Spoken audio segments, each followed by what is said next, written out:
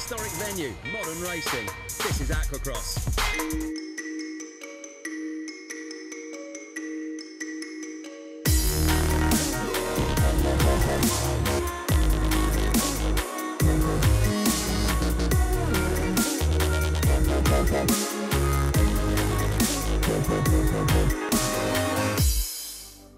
Hello and welcome to Scarborough for the opening battles in the 2015 AquaX Championship. South Bay, just behind me here, may well be one of Yorkshire's historic spa destinations. But for over 40 of the country's top jet ski racers, this weekend is going to be anything but a relaxing break. They will be competing in 3 rounds of endurance racing, using their brains and brawn to power up to 300 horsepower over the waves. Georgie Barrett is down in the pits with some of the info that you're going to need to know.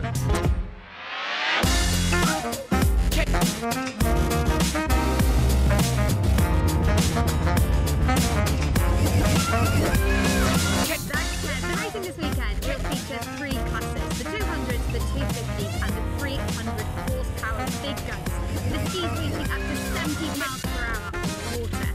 Now all 3 classes will be racing at the same time, which means there will be over 40 racers mooring off the start line side by side, which is just awesome.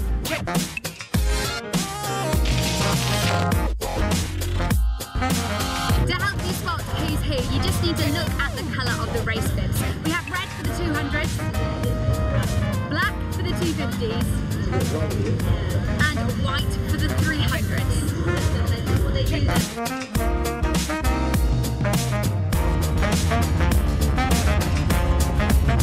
So those are the coloured bibs. So let's see if I can go and find some of the racers who will be wearing them. And it looks like I'm just about to catch Phil Pope before he goes into the water.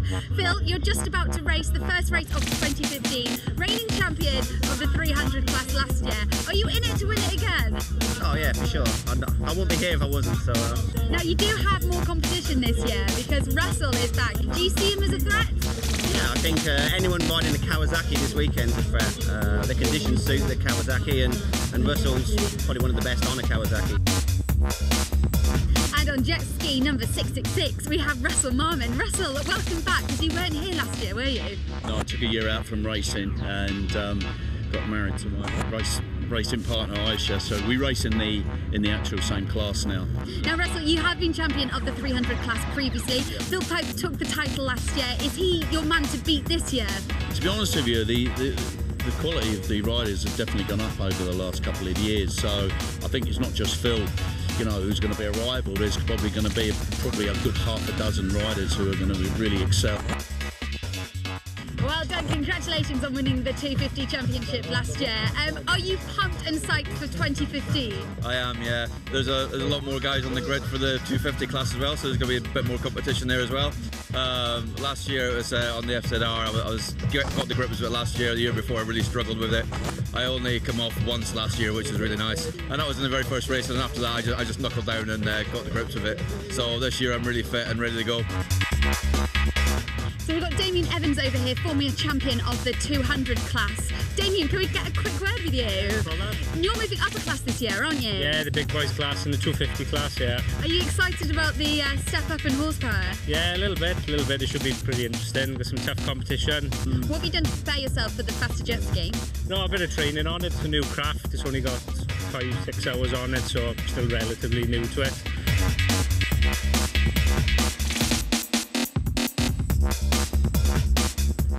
As you can see, the spectators have flocked here, young and old, to see the action, which is happening just offshore here in South Bay. So let's take a closer look now then at the course that the riders will be tackling for each of the 30-minute races.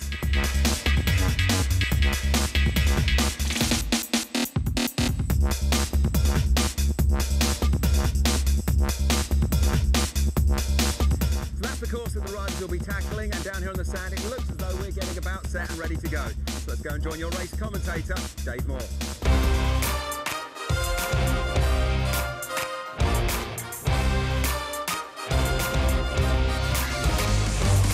And away they go as the UK AquaX Series for 2015 bursts into life. That is Nick Thompson at 7 foot tall, the biggest of the 30 riders out there, on board with the reigning 250 class champion Duncan Johnston as they head around the first turn buoy. It's Tim Batt with Phil Pope at the inside and Russell Marmon at the back going wide, but into the straight it's Nick Thompson powering into the lead and opening up a good gap out front. Thompson on the inside lane as the battle for second is heating up between Batt and Pope. Looking strong on the Yamaha, his first-time racer Nigel Chappell. Pope and Batt have both passed Thompson, and it looks like Russell Marmon is going into third. Perhaps he's been practicing those turns. On board the Yamaha of Dave Lee as he catches a bit of spray. This is Pope and Batt battling for the lead, and it's back and forth between these two. It's a real tussle between this pair. They're giving it all they've got. Ultra competitive in this clash, which involves the defending champion. Back on board with Dave Lee as we look at Scarborough through the spray. Meanwhile, Phil Pope has pulled away from Batt. Pope showing the form which took him to last year's 300 title. This is Duncan Johnston on his Yamaha with a sweet move around the buoy, the perfect line. 35 is Dave Lee as Pope begins to edge closer and overtakes the leading 200 rider.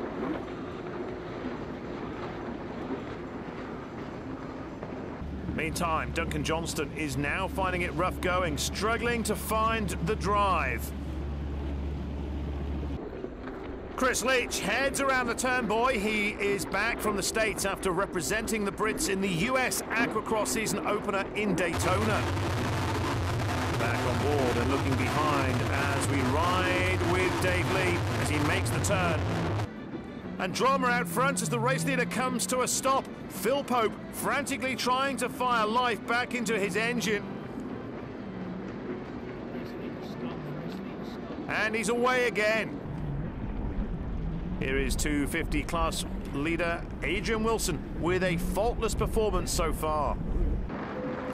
Whatever issue Phil Pope has had, it seems to be solved. He's running as if nothing ever happened, and there's no stopping him as he takes the checkered flag and wins the first race of the Dale Power Solutions P1 Scarborough Grand Prix of the Sea.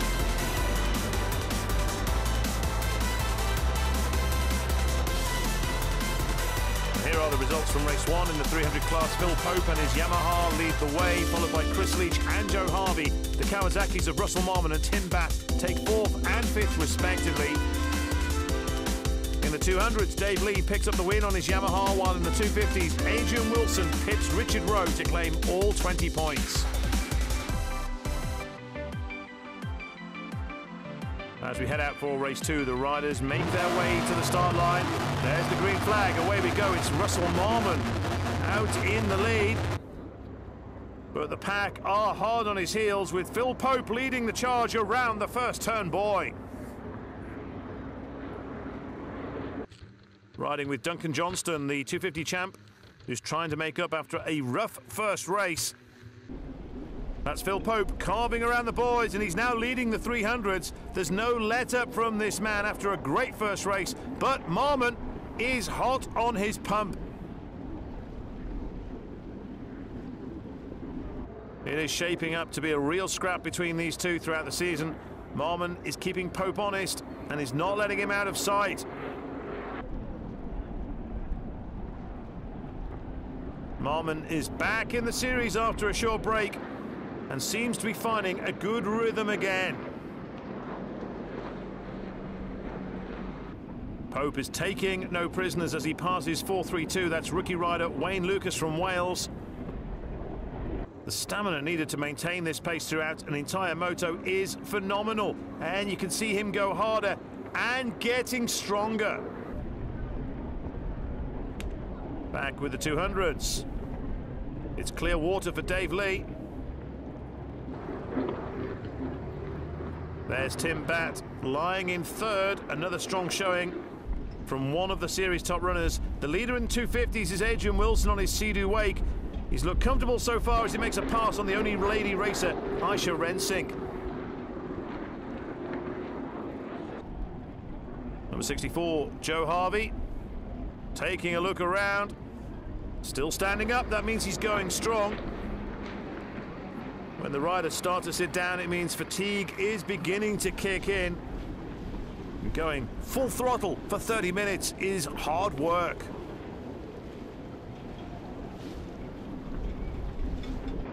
Marmon is still on Pope's case. Any mistake from the race leader and the former champ will be right in there. Timbat is there again, currently sitting in third. Here is Phil Pope as he heads for the finish line and takes the checkered flag. That's 2 out of 2. Phil Pope takes the 20 points for finishing first. Behind him is Russell Marmon, closely followed by Timbat. Another good outing by Joe Harley sees him finish fourth. Dave Lee picks up a second straight win in 200, fending off Lewis Royal and Nigel Chappell, while in 250s, Adrian Wilson does it again and claims maximum points. Well, that's it for day one here in Scarborough, and great racing as always in the AquaX Championship. All of the usual suspects proving to be fully in the mix once again. Join us for day two when we come back.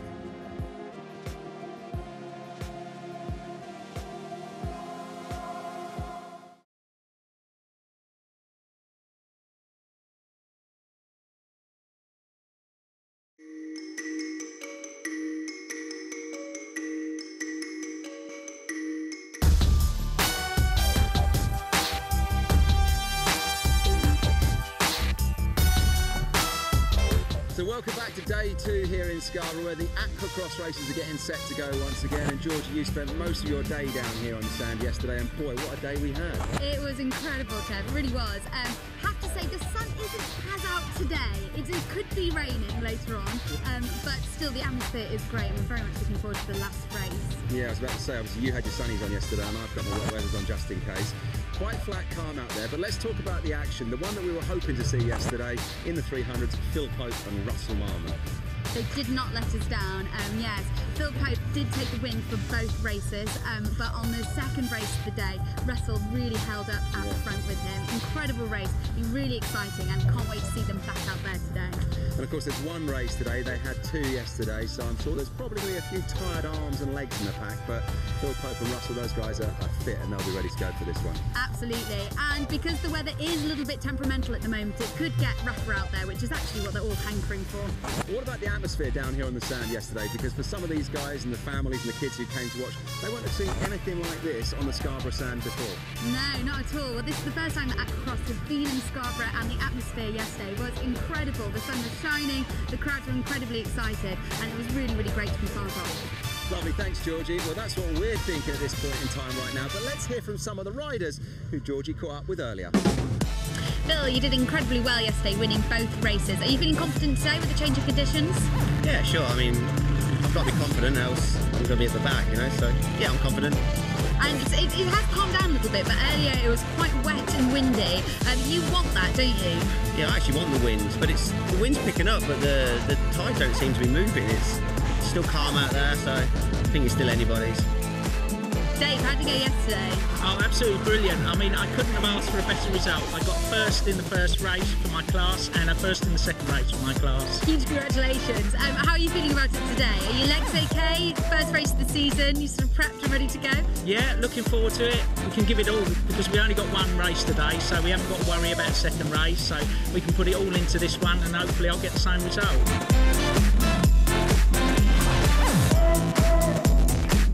Getting a ski prepped and keeping it running for 3 40-minute races is vital in order for them to be at the top of their game. Earlier on, I caught up with Timbat, who talked me through the most vital checks. Tim, what sort of checks do you have to do before you go out on the water? Mainly you'll be checking your oil level, which is quite important. You know, you don't want to run out of oil. Hose clamps, because they're a supercharged engine, so you want to check all your hoses from the intercooler and the supercharger. You know, you don't want to be losing boost pressure because it makes a big difference. So just general things like that. Checking for water in the hull. You don't want water in the hull because you get water on the supercharger belt and the belt can slip. So It really is quite simple. You wouldn't be doing spark plugs, anything like that. You know, you'd sort of do that before the race weekend anyway. Same as your oil, you'd put fresh oil in, fresh filter. But you know, they do use oil, so that to be fair is probably the biggest thing. Handlebars, you know, check everything's tight, because they do get a lot of abuse. So you'll be checking that handlebars are tight. You don't want to be sort of breaking your bars or coming over the front of the ski. You know, if you have a breakdown, it's pretty hard to get them sorted out over the weekend. You know, you need an engine hoist and things like that to pull the motor out. There's not a lot of work you can do without taking the engine out of the boat. So yeah, that's it really. Now, normally at this point in the show, we might take a look at some stunts being done by freestyle supremo Jack Moore. He's currently plying his trade, though, on the Gold Coast of Australia. Can't think of what the lure was there, can you? But in the meantime, check out these guys. We've got world champion Lee Stone and national champion Jason Bleasdale.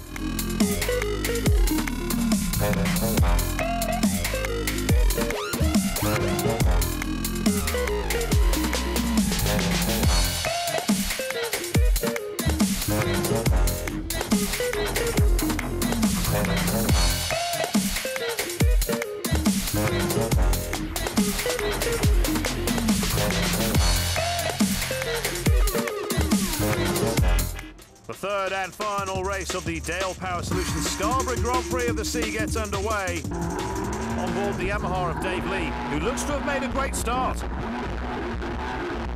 In the 300s, it looks like Pope is up front, but he's not getting things all his own way in these early stages as Marmon muscles his way past as they head towards the Turnbuoy.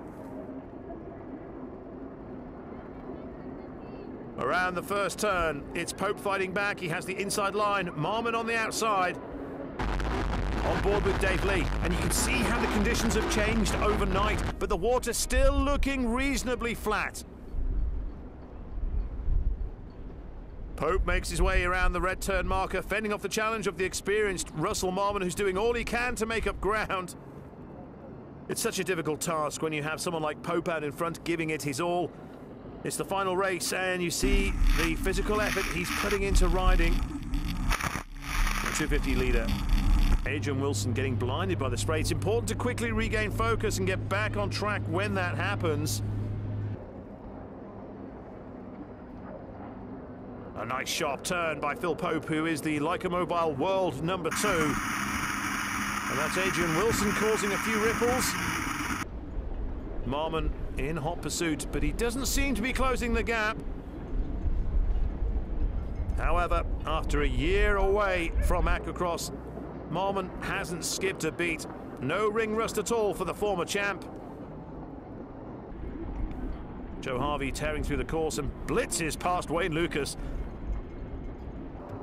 Last year, like Lucas, he was a rookie, and now he's challenging for a place on the podium.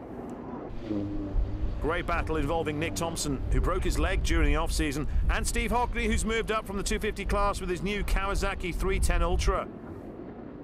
Duncan Johnston is riding a lot better than he did yesterday. The rougher conditions suit the 250 champ. But the leader in his class is Adrian Wilson. He's hunting for a hat-trick of wins in Scarborough. Back with the leader in the 300 class, Phil Pope. In the prime of his racing career, and based on his showing today, you have to have him down as the favourite for the overall championship. And the same can be said for Adrian Wilson, who's been equally as dominant in the 250 class. He was unsure of what category he'd be racing in this year, but it looks like he's made the right choice.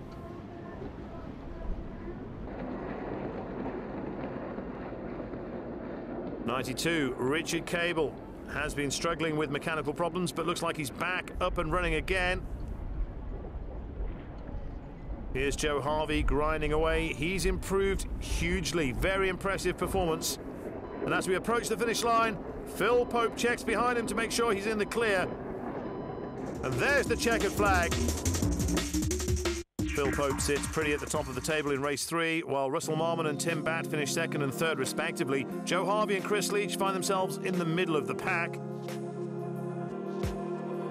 It's a familiar story in the 200 class. Dave Lee makes it 3 out of 3, and in the 250s, Adrian Wilson dominates the race once again to ensure a clean sweep for his Sea-Doo wake.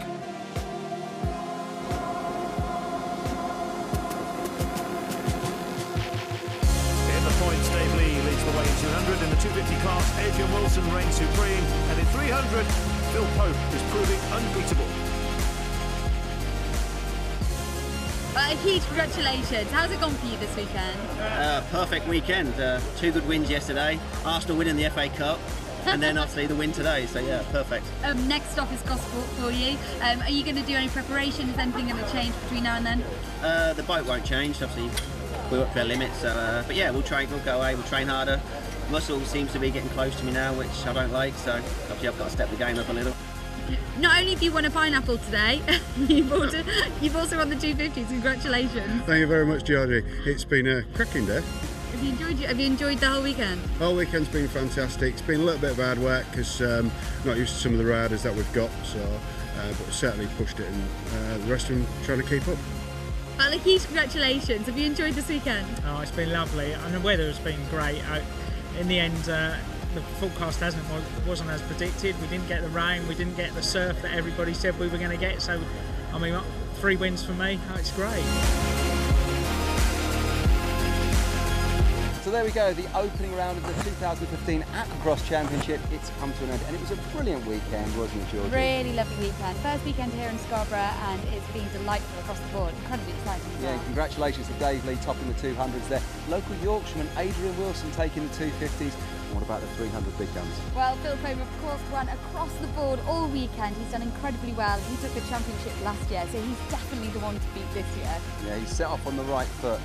Join myself, Kev and Georgie next time out for AquaX when we head to Gosport. See you there.